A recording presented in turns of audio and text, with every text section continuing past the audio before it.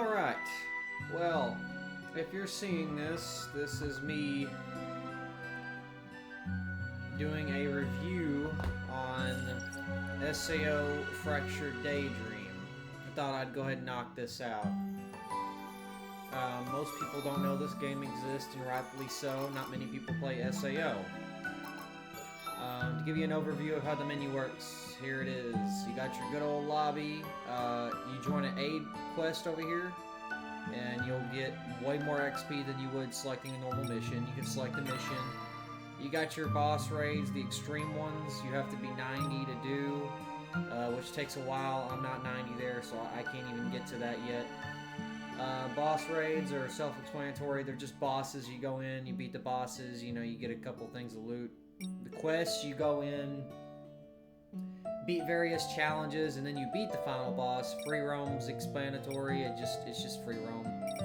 Your additional story is like DLC and character side quest in your story. You go to your story here, you'll play the story.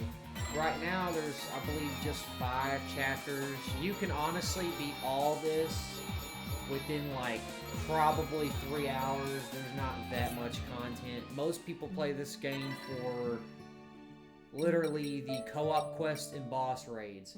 This is for those stat junkies out there that really love to get their high damage. They gotta get the best stats on everything. Like, I just get stuff to pass by. But you got, I don't know, like 8 or 9 different types of stats you can get on these, and you can collect 4 on each item if you get lucky enough.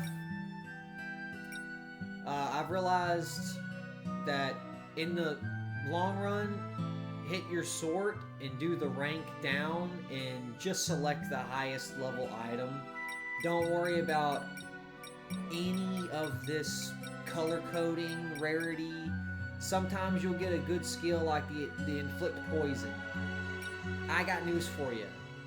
Most of my characters don't inflict poison, so they're not built like that, so I'm not worried about it. Advanced school cooldown is okay, but most of these stats are so small you don't really know much about them until you get them all the way up to the higher rarities and level 100 and all that good stuff. But yeah, you literally just go in here. If you want to make it easier, you just select optimize equipment right there at the bottom right.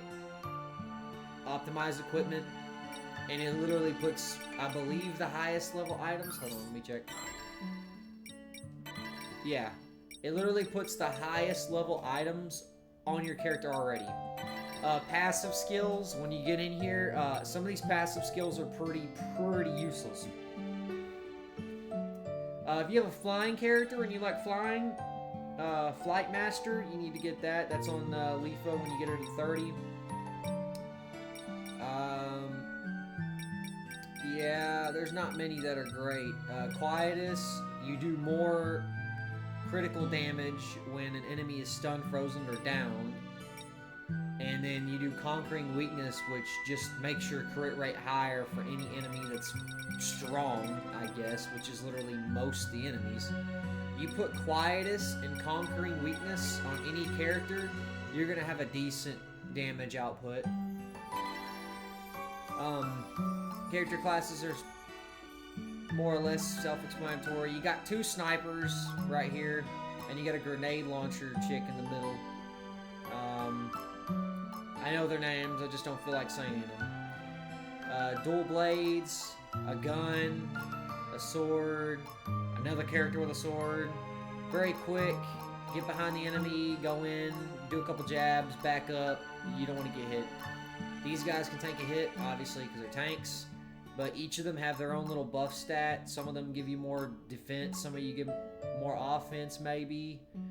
Attackers, this is your brainless class. You just go in here and you just attack the enemy as much as you can. They got some abilities that are unique, but for the most part, I'm not really too interested in them. Mages do magic. This one debuffs. Oberon debuffs. Quinella, you know, she just does her DPS. So, you know, you got your DPS mage, you got your debuffing mage, and then you got a slowing mage, I guess, you know. Yu-Gi-Oh! He puts ice out there. Healer that flies. Another healer that flies. But I feel like in terms of versatility, these are both the same. You just pick the character you want the most. They have different movesets for the most part, but they're very similar in the long run. Stat-wise, you're probably going to get the same damage. This one's more built around flying, though. I will say that. And you're going to need that Flight Master if you love flying characters. That's this character, this one,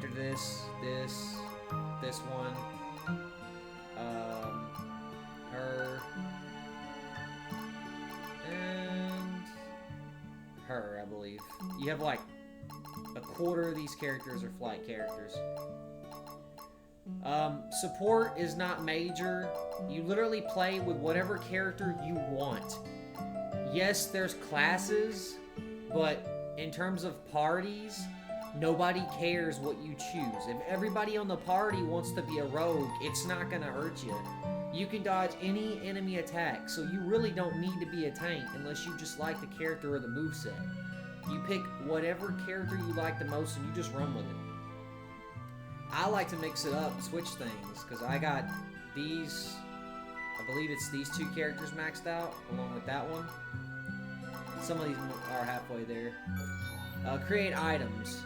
Each class is categorized on some of these items. These are weapons. You just create a weapon. I highly recommend that you don't waste money in the lower ranks.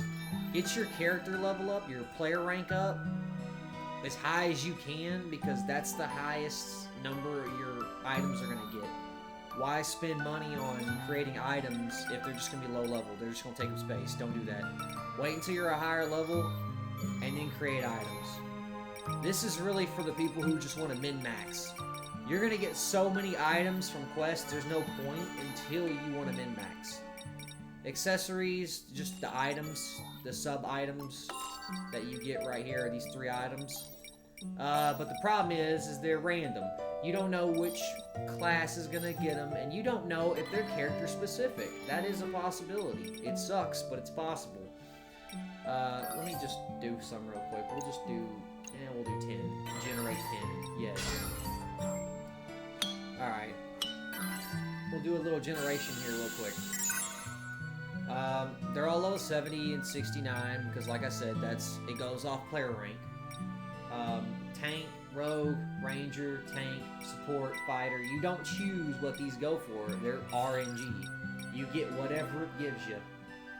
I'm not really a fan of them, so yeah.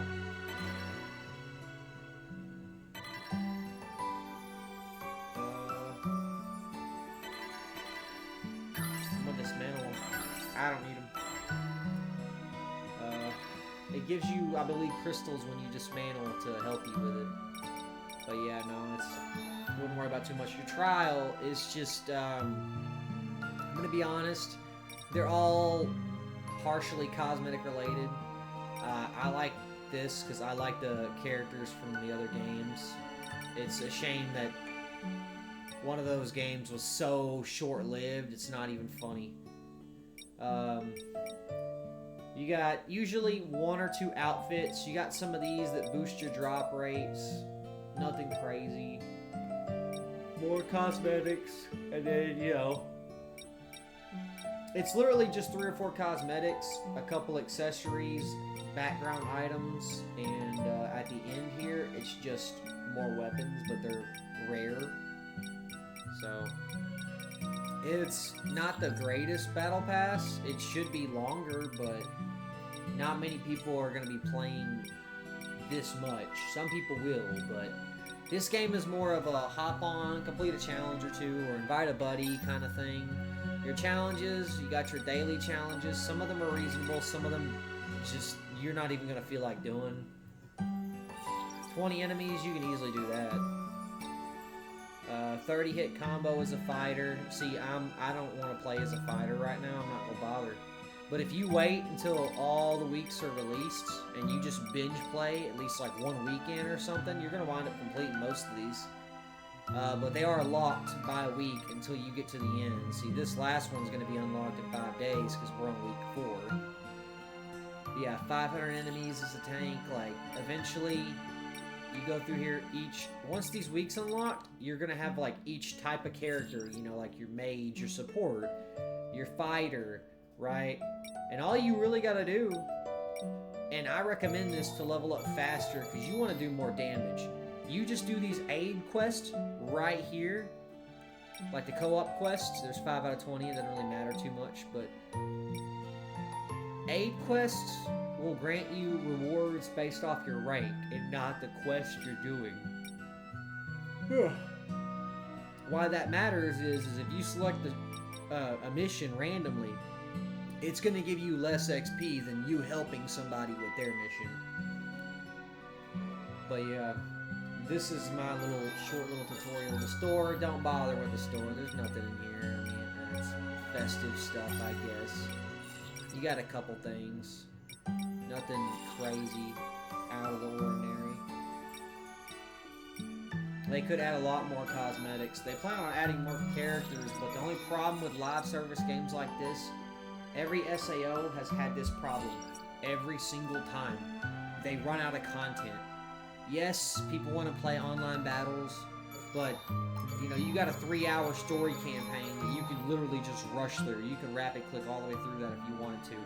And then you got some fighting you can do, but I will say this, if you do get this game, switch your matchmaking to the Asia server, because in North America, you're not going to get many matches. Either it's bad internet, bad server, I don't really know, but when you switch it to Asia, you're going to find a lot of people from North America on that server, because everybody knows you need to go to that server. So when you get the game, if you get the game, go there. It's supposed to be content coming out, so before that comes out, I recommend that you get into the game and you just do aid requests. You sit on the screen, listen to some music, because it's all in Japanese. You're not going to know what the characters are saying. So you put on some music, listen to an audiobook, and then do an aid quest, and then go through here and just mow down enemies. If you got friends, invite them. That's up to you. I mean, I don't really... It's not... This is a game where it is stat-based. You're going to worry about stats. You can have a low-level character and get through a mission just fine. It's not going to hurt you. But I strongly recommend that you do your player rank quest, you do the aid quest, and you just get the highest level items you can on your characters. It doesn't even matter if it's got good substats. Just, it's literally a game where none of these classes matter. Yeah, no. You got your special effects, your stats that increase certain things, decrease certain things. In all honesty, from what I've gathered on this, you pop these 2 passives on every character you can get them on. You put your highest ranked items on there. If you can get critical rate, go for it, but focus on the highest ranking items. Do your aid quest right here. They're gonna pop up constantly. Join somebody's game, help them out, get your rewards, get out.